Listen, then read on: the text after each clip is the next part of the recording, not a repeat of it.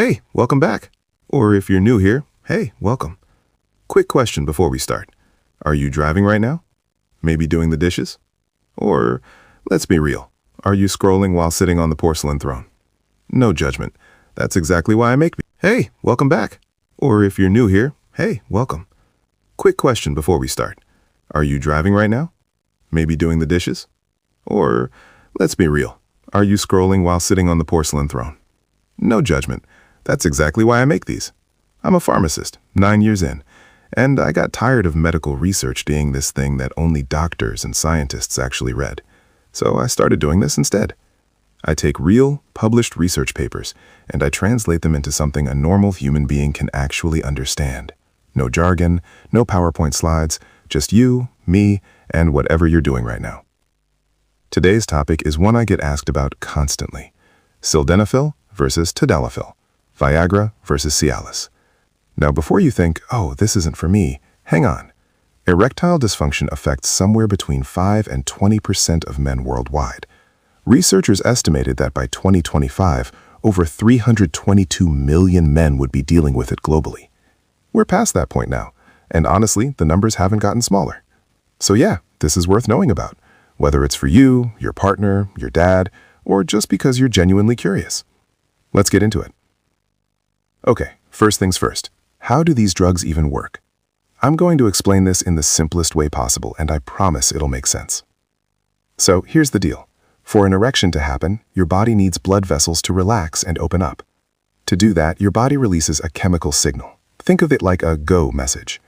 Now, there's also an enzyme in your body whose whole job is to break down that signal. It's called PDE5. So PDE5 is basically the Killjoy. It shows up and destroys the go message before it can fully do its job. Sildenafil and Tadalafil are what we call PDE5 inhibitors. They go in and block PDE5. They tell it, hey, not today. So the signal stays intact, blood flow increases, and things work the way they're supposed to. Both drugs do this exact same thing. They're in the same drug class, they work the same way. Sildenafil, sold as Viagra, came out in 1998. It was actually discovered by accident, originally being tested for chest pain. And then the clinical trial participants started reporting a very interesting side effect. I'll let you fill in the blanks. Tadalafil, Cialis, came out in 2003. Same mechanism, but a very different personality. And that's what today is really about. All right, here's where it gets interesting. The biggest practical difference between these two drugs is how long they last. Sildenafil kicks in around 30 minutes after you take it, and it lasts about 4 to 6 hours, with some effect up to 12 hours. So there's a window. You take it, you've got your window, and then it's done. Tadalafil is a completely different animal. It lasts up to 72 hours. 72 hours. That's 3 days. That's why Cialis has this nickname in Europe. People call it the weekend pill. Take it Friday evening, and you're covered through Sunday night. No planning required. Now, here's something that most people don't actually know, and this is the kind of thing I wish someone had told me earlier. Sildenafil is significantly affected by food, specifically fatty food.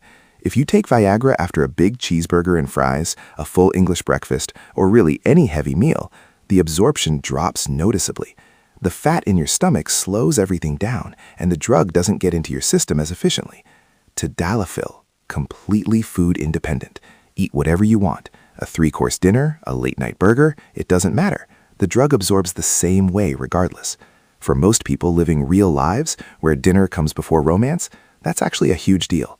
This is the question everyone really wants answered, and we actually have really good data on it. In 2017, a major research paper was published.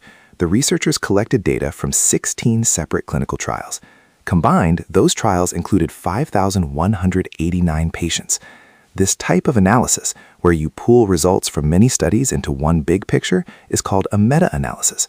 It's considered one of the most reliable ways to understand what research is actually telling us.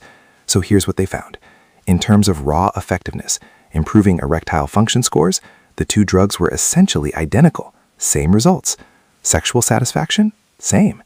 Overall effectiveness? Same. But here's where things get interesting.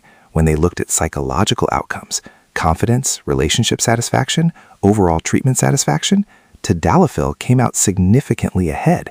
Like, not even close. Why? Think about it this way. With Sildenafil, there's a mental clock ticking. You took the pill, you've got your window, and there's this low-level pressure in the background. It's not exactly the most romantic feeling in the world. With Tadalafil, that clock doesn't exist. No urgency, no planning. Things just happen when they happen. And that psychological freedom showed up clearly in the data. Now, to be fair, because I think being fair matters here, Sildenafil is not a bad drug, not even close. It's still the most prescribed erectile dysfunction medication in the world. A lot of men swear by it. And for a certain type of experience, when you want something fast-acting and powerful, Sildenafil genuinely delivers. Some men prefer that certainty, that I know exactly when this is working feeling. So here's the honest summary. If you want fast and powerful, Sildenafil. If you want flexible and low pressure, Tadalafil. Neither one is universally better. They're just built for different situations. Okay, let's talk side effects. Good news first.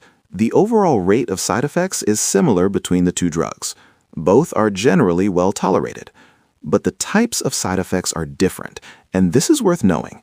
With Sildenafil, the most distinctive one is flushing. Doctors sometimes call it the tomato effect. You haven't had a single drink, but you look like you just ran a 5K or knocked back 3 shots of tequila. It's a vasodilatory effect. The blood vessels in your face relax, and the redness kicks in. It's harmless, but it's hard to hide.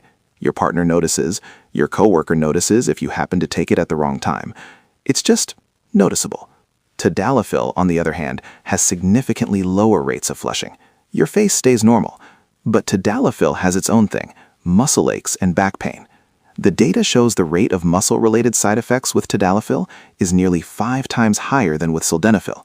Now, before that number scares you, the absolute rate is still low. It's a relative comparison, but it's real. A lot of men describe it as waking up the next morning feeling like they overdid it at the gym. A vague soreness in the lower back and legs, usually mild and temporary, but there.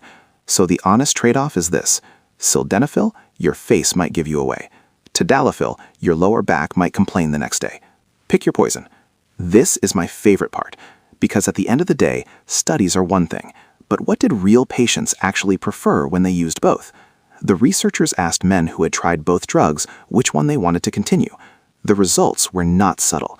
Men preferred Tadalafil at a rate of over 8 to 1. 8 to 1. When you break that down by the actual studies, some found that up to 90% of men who switched from Sildenafil to Tadalafil chose to stay on Tadalafil. One study gave men 12 weeks on each drug, then let them choose. 71% chose Tadalafil. 29% chose Sildenafil. But here's the part of the research that genuinely surprised me. They also asked the partners. Women were asked which medication they preferred their partners to use, and women preferred Tadalafil at a rate of over 14 to 1, higher than the men themselves. The reasons women gave were really telling. They talked about feeling less like sexual activity was scheduled. They described the experience as more natural, more spontaneous. One thing that came up repeatedly was that the intimacy felt better when neither person was thinking about a time limit. And I think that makes a lot of intuitive sense. Romance doesn't really work on a 4-hour countdown timer. Okay, last section. And this one is genuinely fascinating. Tadalafil has an option that no other drug in this category has. You can take it every single day. At a very low dose, 2.5 or 5 milligrams, Tadalafil can be taken once daily like a vitamin. The EU approved this in 2007. The FDA approved it in the US in January 2008. Here's why this is possible. Tadalafil has what's called a long half-life. Half-life is the time it takes for the drug concentration in your blood to drop by half. Sildenafil's half-life is about 4 hours. Tadalafil's half-life is 17.5 hours, nearly 4.5 times longer. Because of that, if you take a small dose every day, the drug accumulates to a stable level in your body. After about 5 days, you reach what's called steady state. At that point, the drug is just always there, at a consistent level, which means no planning. No, I should take this in the next 30 minutes if I think something might happen tonight. You just take it in the morning with your coffee, and that's it. Studies comparing once daily Tadalafil to on-demand use found that patients on the daily regimen actually had better outcomes. In one study, 69% of men reported improved erections with the daily dose compared to 42% with on-demand use, and 72% of patients in that study preferred the daily dosing option. The drug was also tested specifically in men with diabetes, a group where erectile dysfunction is especially common. Even in that population, once-daily Tadalafil showed significant improvements across the board. The once-daily option is generally recommended for men who anticipate sexual activity at least twice a week. If you're in a relationship and that sounds like you, this might be worth a conversation with your doctor. All right, let's wrap this up.